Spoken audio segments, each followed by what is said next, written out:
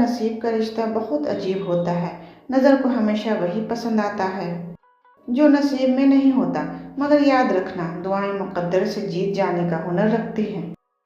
کسی کی اصل شخصیت دیکھنی ہو تو اس سے اختلاف کر کے دیکھ لو، اختلاف شخصیت کا اکسیر ہے۔ زندگی میں بہت کم لوگ ایسے ملتے ہیں جو سچ میں آپ کے ساتھ مخلص ہوں، ورنہ زیادہ تر لوگ دکھاوا کرتے ہیں۔ صبر کوئی کمزوری نہیں، یہ وہ طاقت ہے جو ہر کسی میں نہیں آتی۔ تہجد پڑھا کرو، کوئی ملے یا نہ ملے اللہ مل جاتا ہے، اور جب اللہ مل جاتا ہے تو سب کچھ مل جاتا ہے۔ غریب آدمی سے اکڑ کر ملنا اور امیر سے ملتے ہوئے مسکراہٹ سجا لینا یہ حسن اخلاق نہیں بلکہ بدترین منافقت ہے۔ جتنا زیادہ سوچو گے اتنی زیادہ اذیت میں رہو گے۔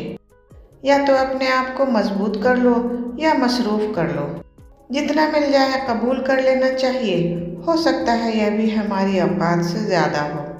ہم تو گناہ گار بندے ہیں، اس کا فضل تو ہر وقت ہمارے عیب چھپاتا ہے۔